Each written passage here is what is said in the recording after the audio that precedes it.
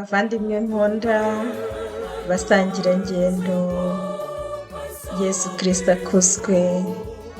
Ni umuvandimwe wanyu ufite inema Emerita, nanone unejejwe no kugaruka ngo dukomeze urugendo rwacu Nyirimpuhwe yadutangije, aho Mama Faustina atuganiriza. Muraza kwihanganira ijwi ryanjye ritameze neza, rimaze iminsi ryarasaraye kubera inkorora, ariko ndizera ko Nyagasani ari bumfashe nkabasha gukora iki kiganiro. Reka rero umuhanuzi Izayi atwinjize mu kiganiro cyacu na Mama Faustina cy'uyu munsi. Turinjirira muri Izayi 49, umurongo wa 14 tugeze kuri 16. Siyoni yaravugaga iti, Uhoraho yarantereranye, Nyagasani yaranyibagiwe. Mbese ye, umugore yakwibagirwa umwana yonsa? Ese yaburira impuhwe umwana yibyariye? Kabone naho we yarengwaho, njyewe sinzigera nkwibagirwa. Dore nakwanditse mu kiganza cyanjye, inkike zawe nzihozaho ijisho ubudahumbya. Iryo ni ijambo ry'Imana. Dushimiye Imana.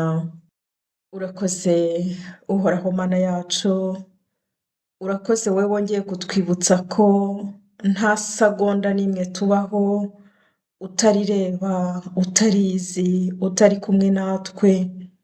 Tugushimiye ineza yawe, tugushimiye urukundo rwawe, tugushimiye ubuntu bwawe ntangere.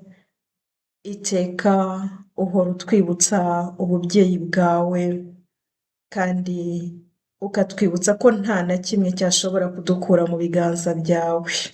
Ngutuye buri wese Nyagasani mu bavandimwe bazakurikira iki kiganiro, ngo aya magambo ababere inkomezi, ababere imbaraga, ababere ibyishimo, abere buri wese akabando k'urugendo rukomeza. Mbisabye ku bwa Yesu Kristo umwami wacu. Amen. Ku izina ry'Imana Data na Mwana na Roho Mutagatifu. Amen. Bavandimwe nkunda, Yesu Kristo akuzwe. Ubwo duheruka twashoje kuri nimero 73, tugiye rero gutangira kuri nimero 74. Reka twumve icyo Mama Faustina yateguye kutuganiriza uyu munsi. Umwe mu banyeshuri bacu ahabwa penetensiya, igihe kimwe ubwo hari imbaraga zari zatangiye kumpatira gukora urugendo kugira ngo ngere kuri uwo munsi mukuru no gushushanyisha ya shusho, sinashoboraga gufata akaruhuko. Ikintu kiranyahuranya wese, maze ubwoba burantaha, nibaza niba ntari mu nzozi. Cyakora uko gushidikanya iteka kwaturukaga hanze, kuko mu mutima wanjye ho numvaga Nyagasani ari muri njye ahari. Umupadiri nasabaga penetensiya icyo gihe ambwira ko rimwe na rimwe umuntu ashobora kwibeshya, maze numva ko yari afite ubwoba bwo kumpa penetensiya. Kuri njye byari igihano. Mbonye ko ntashoboraga gutegereza inkunga nyinshi ku bantu, ntabaza Yezu uko nshoboye, uwo mwigisha utagereranywa. Igihe kimwe ubwo narimo nshidikanya, nibaza niba ijwi ari irya Nyagasani, nahise nganiriza Nyagasani mu mutima wanjye bucece. Ako kanya imbaraga zicengera mu mutima wanjye, ndavuga nti, niba koko uri Imana yanjye dufitanye umubano, kandi akaba ari wowe umvugisha, ndakwinginze Nyagasani uyu munsi uriya munyeshuri yongera ajya gusaba penetensiya, bityo ikimenyetso kiranyemeza. Uwo mwanya nyine wa mwana asaba penetensiya. Yezu Kristo akuzwe bavandimwe. Mama Faustina aradutekerereza uko urugendo rutigeze rumworohera na mba. Aha aragaragaza ko yari hafi mu gushushanya ino shusho ya Nyirimpuhwe tuzi, ariko agiye mu isakaramento rya penetensiya, umupadiri asa n'ushidikanya kuri Mama Faustina, ahita abona ko uwo mupadiri yari afite ubwoba bwo kumuha penetensiya. Ndatekereza neza ko bitari byoroshye cyangwa se ko bitoroha ku rimwe na rimwe, ndetse no kuba saseredoti, kuba umuntu nka Faustina wari ufite ziriya ngabire zingana kuriya, baracyarimo kubyibazaho, arimo aravuga ibintu bitumvikana. Nibaza ko byagoraga n'abasaseredoti kumuha nyine koko penetensiya, uretse uwabaga amumenyereye. Hanyuma rero uko gushidikanya kwagejeje Mama Faustina nanone kongera gusaba ikimenyetso, agisabiye ku wundi munyeshuri bari kumwe agiye gusaba penetensiya, asaba Nyagasani kugira ngo uwo munyeshuri yongere asubireyo bimubere ikimenyetso. Nyagasani ni indahemuka, ikimenyetso yarakimuhaye. Ntabwo natwe uko tuzasaba ibimenyetso ariko tuzabihabwa, ariko ni byiza ko ikimenyetso nanone ugisaba. Njyewe mu masengesho yanjye njya nkunda kuvuga, njya nsaba kenshi nk'abandi bose, nkawe n'abandi, ariko ngasoza mbwira Nyagasani ngo ugushaka kwawe abe ariko gukorwa. Kuko njyewe wenda ndimo ndifuza ikimenyetso, kandi yenda Nyagasani abona atari cyo gihe cyo kukimpa, cyangwa se abona yenda icyo kimenyetso aramutse anakimpaye, aho kugira ngo kinkuze cyangwa kinyongerere, hari igihe byatuma ndushaho gushidikanya cyangwa se bikanjyana mu yindi nzira we adashaka.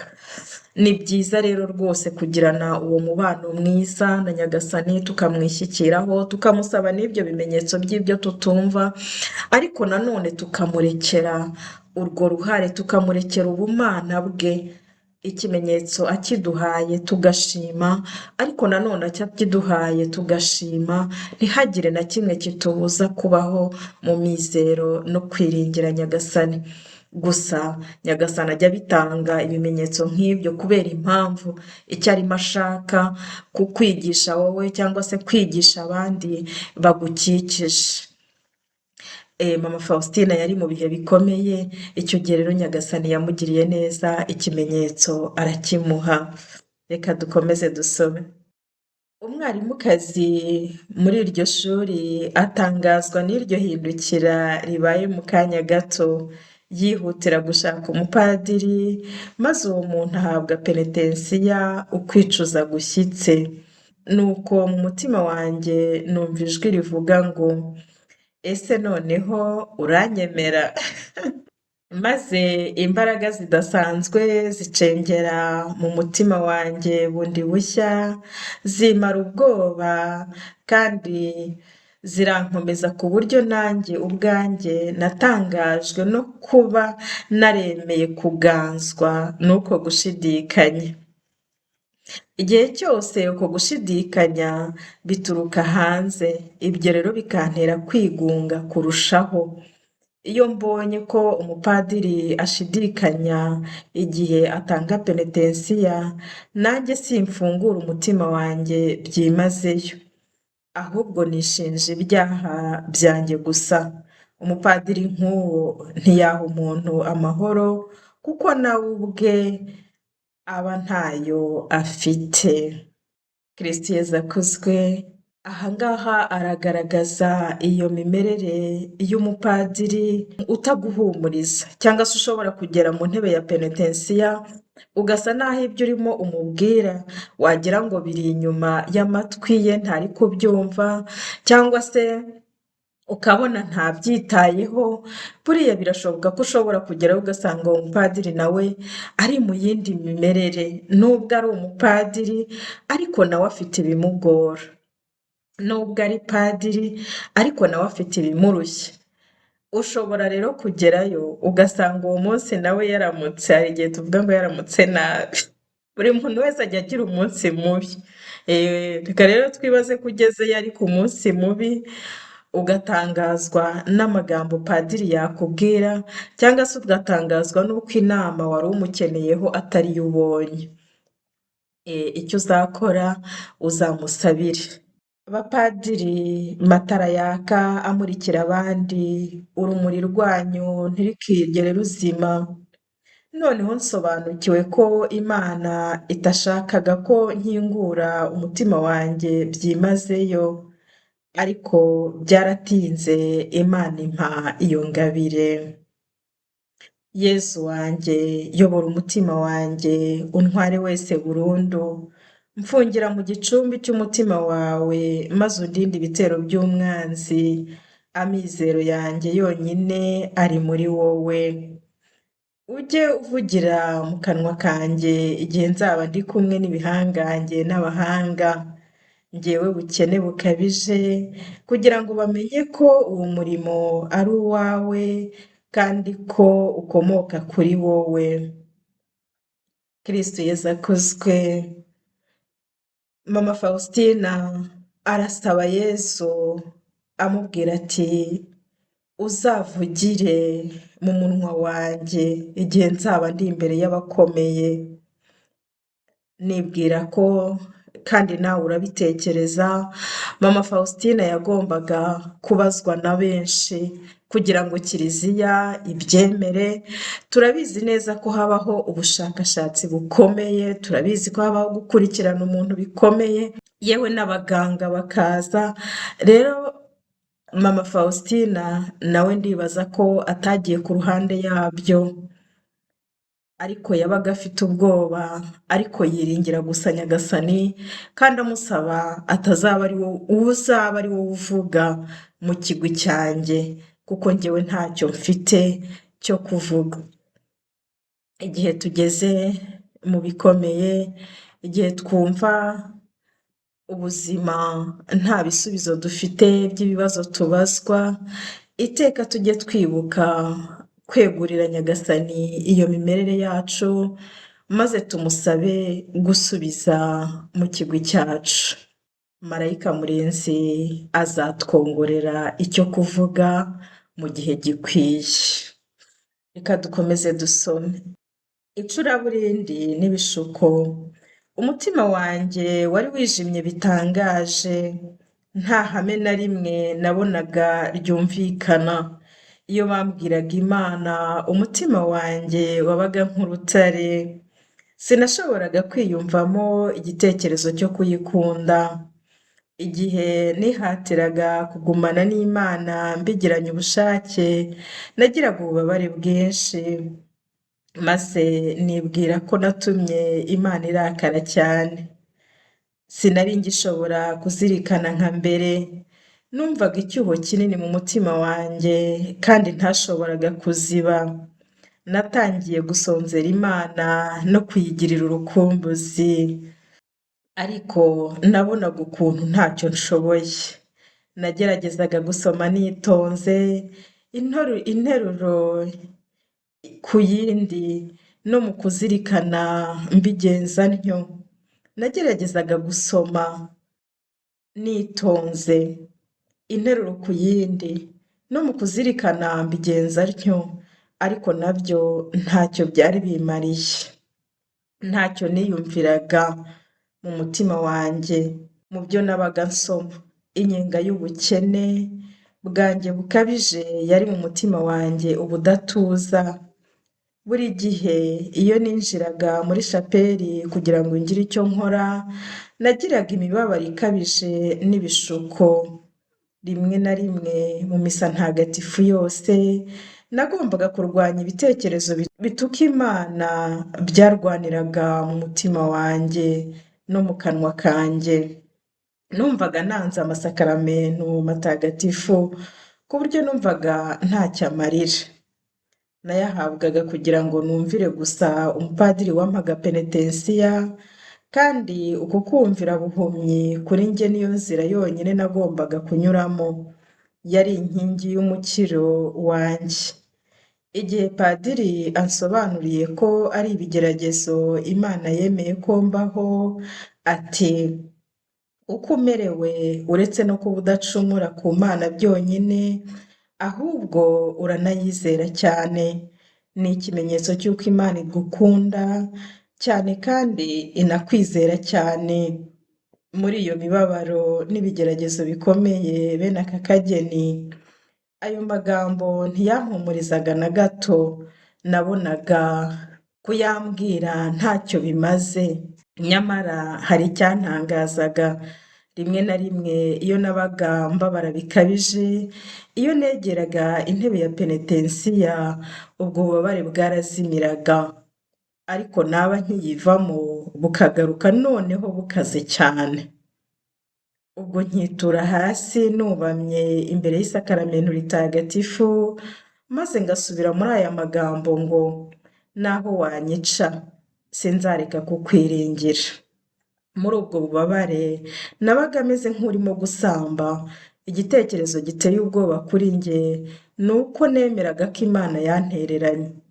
Noneho hakaza n'ibindi bitekerezo ngo kuki nakwihatira kugira imigenzo myiza no gukora ibikorwa byiza, kuki nakwibabaza cyangwa nkihindura ubusabusa. Ese gusezerana bimaze iki? Ese kwitanga no kwihindura ubusabusa byo bimaze iki?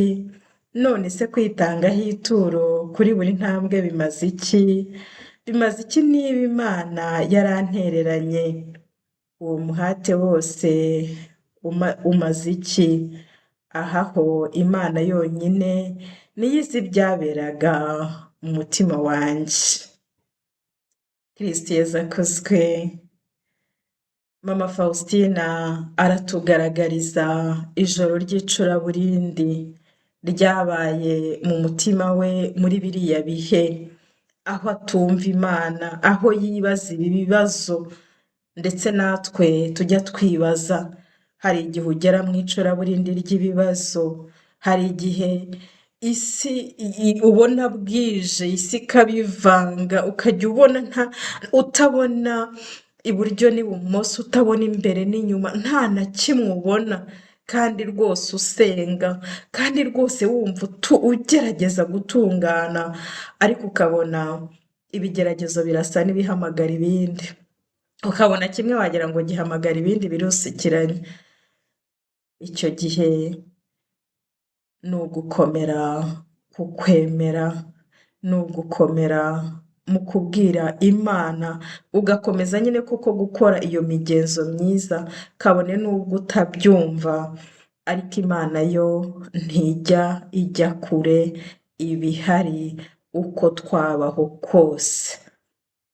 Bityo rero niba ari ibigeragezo byaturutse kuri yo, byanze bikunze iryo shuri uzarisohokamo kandi umenye impamvu yabyo. Niba kandi ari ibigeragezo byaturutse ku mwanzi Shitani, nabyo uzabisohokamo umenye impamvu yabyo kandi wakire umutsindo. Icy'ingenzi ni kimwe, ni ugukomeza guhanga amaso, kuko tukamera nka Mama Faustina wavugaga ati naho wanyica sinzareka kukwiringira.